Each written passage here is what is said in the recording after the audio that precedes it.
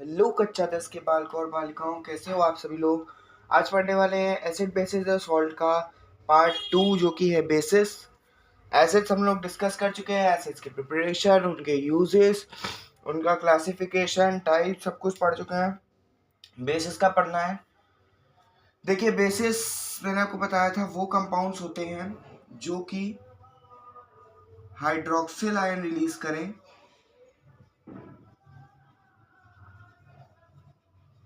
when dissolve in when dissolve in water.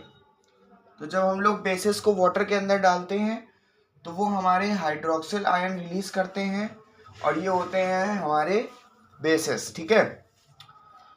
Compounds which produce hydroxyl ion when dissolve in water are called bases. तो bases जैसे कि हो गया हमारा NaOH, एक बेस हो गया।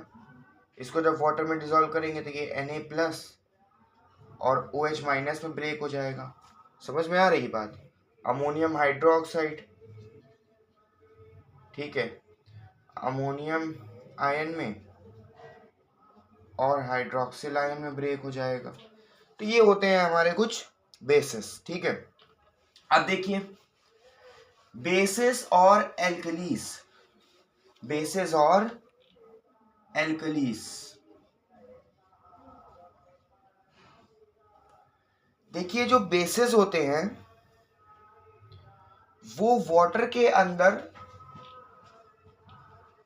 कैन बी सॉल्यूबल और इनसॉल्यूबल इन वाटर। जो हमारे बेसिस होते हैं वो वाटर के अंदर सॉल्यूबल भी हो सकते हैं और इनसॉल्यूबल भी हो सकते हैं। लेकिन एल्कलीज जो होते हैं वो होते एक तरीके के बेसिस ही हैं, लेकिन ये वाटर में सॉल्यूबल जरूर होंगे।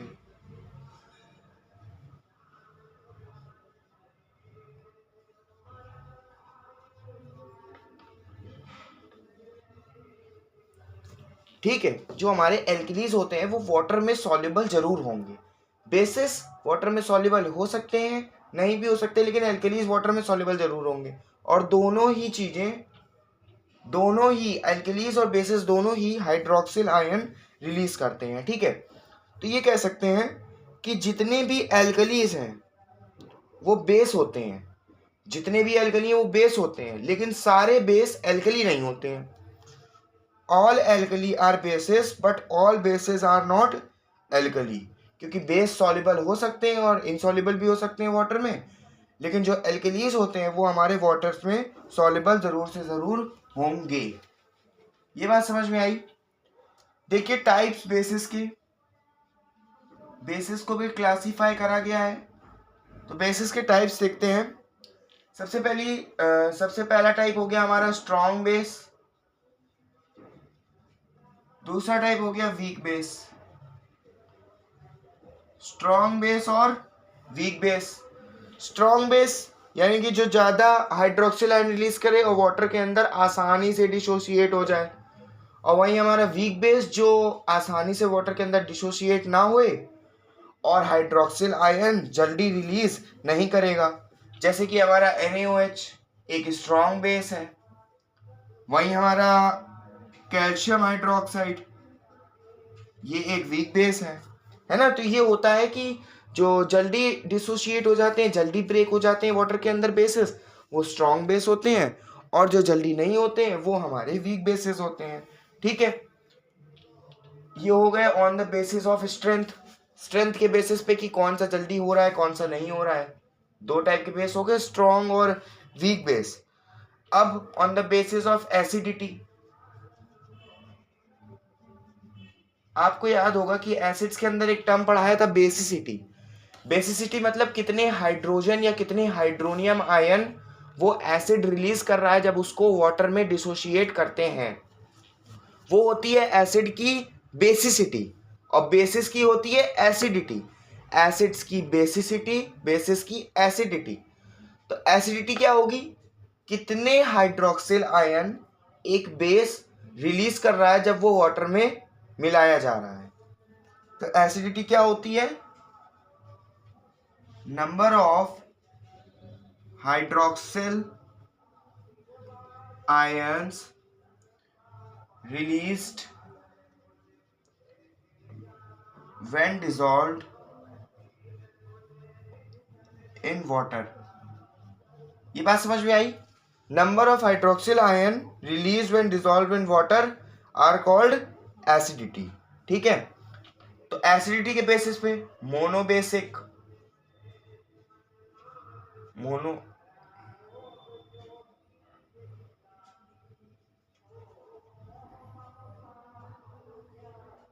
डाई ट्राई TRI ट्राई, तो जिसमें एक OH माइनस निकले वो मोनोबेसिक, जिसमें 2 निकले डाई, जिसमें 3 निकले वो ट्राई। ठीक है, तो ये होती हैं on the basis of acidity. देखो एसिड्स के अंदर हमारा मोनोबेसिक, डाईबेसिक, ट्राईबेसिक था, तो उतने ही उसी हिसाब से हाइड्रोनियम आयन और हाइड्रोजन आयन रिलीज हो रहे थे। मोनो में 1, डाई में 2, ट्राई में 3। यहां पर आपका मोनोबेसिक थोड़ी होगा, मोनोबेसिक यहां पर नहीं होगा, ये चीज गलत है। मोनोबेसिक नहीं होगा क्योंकि एसिडिटी है, तो मोनो एसिडिक होगा। समझ में आई बात? बेसिक दोनों जगह नहीं लगेगा।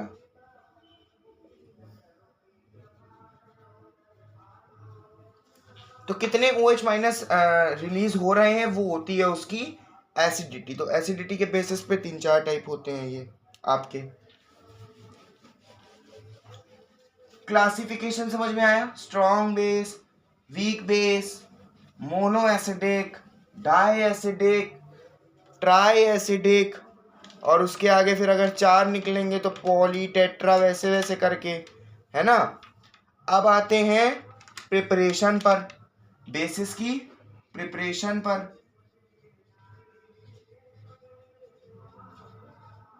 सबसे पहली बात, डायरेक्ट कॉम्बिनेशन करा दीजिए, यानी कि जो जो कंपाउंड उसके अंदर प्रेजेंट है उसका डायरेक्ट कॉम्बिनेशन उनको मिला दीजिए आपस में। जैसे कि अगर हम लोगों को क्या बनाना है, अगर हम लोगों को बनाना है मान लीजिए NaCl, मान लीजिए बनाना है, क्या बनाना है? NaCl। अगर हम लोगों को NaCl बनाना है तो Na लिया और लिया Cl,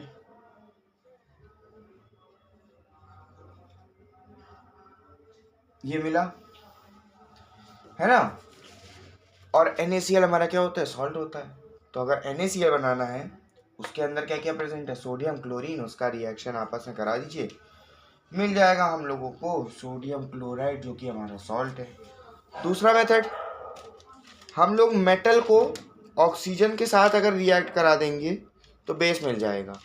किसी भी मेटल को ऑक्सीजन के साथ रिएक्ट कराने पर बेस मिलेगा। Just a second, just a second, just a second. एक फॉल्ट है, देखिए ये सॉल्ट की प्रिपरेशन है। Direct combination is used in salt, not in bases. My mistake, my fault, no problem. Bases के अंदर फर्स्ट जो प्रिपरेशन होती है वो होती है मेटल की रिएक्शन। मेटल की रिएक्शन हम लोग करा देते हैं डायरेक्ट ऑक्सीजन से। मेटल की रिएक्शन हम लोग ऑक्सीजन से करा देते हैं, तो हम लोग को क्या मिल जाएगा? बेस मिल जाएगा। मेटल की रिएक्शन करा दी ऑक्सीजन से तो मिल जाएगा हम लोगों को बेस। रिएक्शन जैसे कि सोडियम मेटल ले लिया, रिएक्शन करा दी ऑक्सीजन के साथ, ये हो गया, मिल गया हम लोगों को एक बेस। ठीक है, बैलेंस करते हैं। 4Na O2 Na2, ठीक है, बैलेंस हो गई। दूसरा मेथड यूज कर सकते हैं, मेटल को हम लोग वाटर के साथ अगर रिएक्ट करा देंगे तो भी हम लोगों को बेस मिल जाएगा। जैसे कि हम लोगों ने लिया सोडियम मेटल, उसकी रिएक्शन करा दी वाटर से तो हम लोगों को मिल गया NaOH। और क्या मिलेगा? हाइड्रोजन गैस, है ना। तो अगर हम लोग मेटल की रिएक्शन करा देंगे वाटर से तो भी हम लोगों को मिल जाएगा क्या? Base. Metal oxide, metal oxide जैसे कि ले लिया कैल्शियम ऑक्साइड, सपोज ले लिया कैल्शियम ऑक्साइड, मेटल ऑक्साइड है ये, उसकी रिएक्शन हम लोग करा दे वाटर से तो भी एक बेस मिलेगा, कैल्शियम हाइड्रोक्साइड मिल गया, है ना। और अगर हम लोग मान लो ले लेते हैं सॉल्ट सॉल्यूशन कोई, AlCl3 या FeCl3, AlCl3 ले लेते हैं, चलो, एल्यूमिनियम क्लोराइड, इसमें ऐड करते हैं अपना ammonium hydroxide, ammonium hydroxide add किया, AlOH का होल थ्राइस,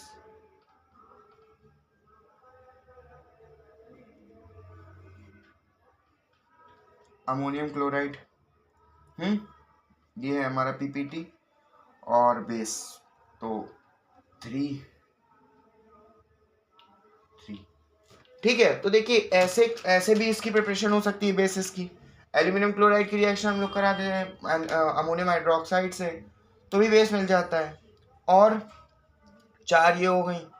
और हम लोग मान लीजिए ले लें कोई मेटल सल्फाइड, जैसे कि जिंक सल्फाइड ले लिया, क्या ले लिया? जिंक सल्फाइड ले लिया। इसकी रिएक्शन करा दी हम लोगों ने ऑक्सीजन के साथ, जिंक सल्फाइड की रिएक्शन करा दी ऑक्सीजन के साथ, तो हम लोगों को मिल गया जिंक मोनोऑक्साइड और सल्फर डाइऑक्साइड गैस, है ना। तो ये होता है, बैलेंस करते हैं यहाँ पर, ये क्या होगा 3O2, ठीक है।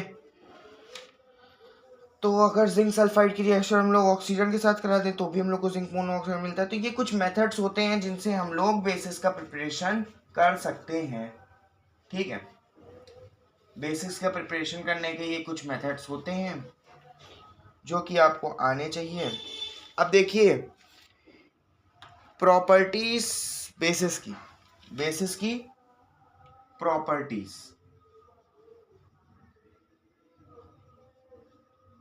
सबसे पहली बात तो बिटर टेस्ट होता है, कड़वा, ठीक है, कड़वा टेस्ट होता है। रेड लिटमस को ब्लू में कन्वर्ट करते हैं, जैसे कि आपने उसमें देखा होगा अमोनिया की, उसमें NH3 की प्रेपरेशन में, वो जो हमारा फाउंटेन एक्सपेरिमेंट था, रेड लिटमस ब्लू में, क्योंकि बेसिक गैस है, सोपी सब्सटेंसेस होते हैं, वाटर के साथ रिएक्ट करने पर सोप टाइप का फोम प्रोड्यूस करते हैं। स्ट्रॉन्ग इलेक्ट्रोलाइट्स होते हैं,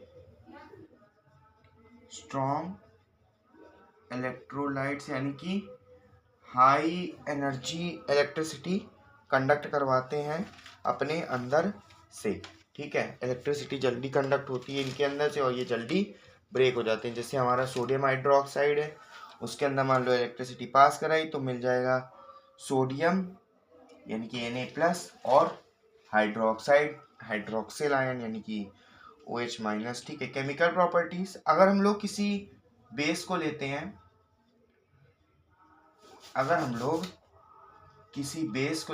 सोडियम हाइड्रोक्साइड ले लिया, उसकी रिएक्शन अगर कार्बन डाइऑक्साइड से करा दें तो हम लोगों को सोडियम कार्बोनेट और वाटर मिलेगा। कोई बेस लिया, उसकी रिएक्शन अगर इससे करा दी कार्बन डाइऑक्साइड से तो हम लोगों को कार्बोनेट मिलेगा और वाटर मिलेगा। बैलेंस करते हैं 2 NaOH और बैलेंस है। दूसरी बात, किसी बेस की रिएक्शन अगर एसिड के साथ करा दे तो क्या हो जाएगा? न्यूट्रलाइजेशन रिएक्शन हो जाएगी। इजी सी बात है। किसी बेस की रिएक्शन अगर हम लोग एसिड के साथ करा दें, acid react with base to give salt and water, रटी रटाई बात है, आनी चाहिए, बहुत ही ज़्यादा ज़रूरी है। Acid react with base to give salt and water. उसके बाद अगर हम लोग कोई मेटेलिक सॉल्ट ले लें, उसकी रिएक्शन बेस से करा दें तो हम लोगों को सॉल्ट और हाइड्रोक्साइड मिल जाएगा। जैसे कि हम लोगों ने ले लिया ZnSO4 जो कि हमारा मेटेलिक सॉल्ट है, उसकी रिएक्शन करा दी बेस के साथ NaOH बेस के साथ रिएक्शन करा दी, मेटेलिक सॉल्ट लिया, उसकी रिएक्शन बेस के साथ करा दी, तो हम लोगों को क्या मिलेगा? सॉल्ट Na2SO4 और ZnOH का होल ट्वाइस। ठीक है, तो ये मिलेगा हम लोगों को सॉल्ट और हाइड्रोक्साइड। ठीक है, मेटेलिक अगर मेटेलिक सॉल्ट की रिएक्शन करा दें किसी बेस से, तो ये होती हैं बेसिस की 3 रिएक्शन। केमिकल प्रॉपर्टीज के अंदर क्या क्या मिलेगा ये याद होना चाहिए, यही चीज पूछी जाती है। अब आते हैं इनके यूजेस पर। मैन्युफैक्चर ऑफ सोप साबुन बनाने के काम आती है, क्योंकि सोपी सब्सटेंसेस होते हैं इसलिए साबुन बनाने के काम आते हैं। यूज्ड टू प्रिपेयर सॉल्ट, नमक बनाने का काम आता है। कौन सा? KOH जैसे हो गया, KOH पोटेशियम हाइड्रोक्साइड नमक बनाने का काम आता है, और NaOH सोडियम हाइड्रोक्साइड सोप बनाने के काम आता है। एल्यूमिनियम हाइड्रोक्साइड को कैसे भूल सकते हैं, बेसिस में फोमिंग एजेंट के तरीके यूज होता है। इन फायर एक्सटिंग्विशर्स,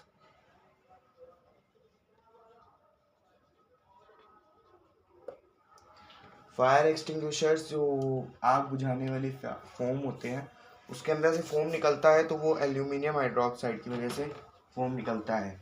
अब एक आता है हमारा इम्पॉर्टेंट टॉपिक, बेसिस के अंदर ही आता है, जो कि है हमारा pH स्केल। क्या है? pH scale. ठीक है, जिससे हम लोगों को किसी कंपाउंड का एसिडिक या बेसिक नेचर पता चलता है।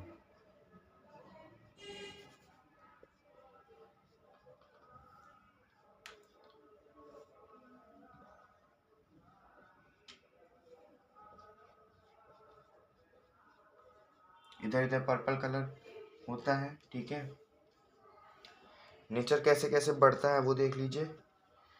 Basic, acidic. देखिए, अगर कोई कंपाउंड है उसका pH जो है वो 7 से कम है, वो एसिडिक होगा। 7 से ज़्यादा है बेसिक होगा, और 7 है तो न्यूट्रल होगा। किसी कंपाउंड का pH 7 से कम है तो एसिडिक होगा, 7 से ज़्यादा है तो बेसिक होगा, और 7 है तो न्यूट्रल होगा। यानी कि जब हम लोग 7 से इधर को जाते हैं, जीरो की साइड, तो हमारा एसिडिक नेचर इंक्रीज करता है, और 7 से 14 की साइड जाते हैं तो बेसिक नेचर इंक्रीज करता है। इधर से रेडनेस बढ़ेगी। रेड यानी कि एसिड, मान लो आप समझ लीजिए रेड और एसिड एक तरीके से। रेड कलर इधर इधर इंक्रीज होता जाता है धीरे धीरे, इधर pink, red, pink, orange, red, और इधर पे हमारा पर्पल, जैसे कि ब्लू, फिर धीरे धीरे आके पर्पल। तो ये होता है हमारा pH स्केल, जो कि डिटरमाइन करता है एसिडिक और बेसिक नेचर किसी कंपाउंड का। अगर 7 से कम है तो वो एसिडिक होगा, 7 से ज़्यादा है तो बेसिक होगा, और 7 है तो न्यूट्रल होगा। देखिए, pH स्केल का एक यूज होता है बहुत अच्छा, मुझे याद आ गया। अगर हम लोग रेन वाटर का pH निकालें, रेन वाटर का pH निकालें, और वो अगर 5.6 से कम निकला, रेन वाटर का pH अगर 5.6 से कम निकला, तो जो रेन है वो होगी हमारी एसिड रेन। बात समझ में आई? अगर रेन वाटर का pH हम लोग का 5.6 से कम होगा तो एसिड रेन होगी। 5.6 यानी कि इधर कहीं लाई करेगा, उससे कम होगा वो एसिड रेन होगी, और अगर उससे ज़्यादा है तो नॉर्मल रेन है। ठीक है, तो pH स्केल समझ में आ गया होगा। ये था हमारा बेसिस। इसके बाद बचता है सॉल्ट। 10 मिनट का छोटा सा लेक्चर या 15 मिनट का छोटा सा लेक्चर में सॉल्ट को निपटा देंगे। होप सो कि आपको बेसिस समझ में आया होगा। एसिड्स वाली वीडियो नहीं देखी है तो एसिड्स वाली वीडियो ज़रूर देख लेना, और नोट्स वगैरह साथ साथ बना रहे होंगे तो नोट्स को पढ़ के अच्छे से अपने बोर्ड की परीक्षा देना। धन्यवाद।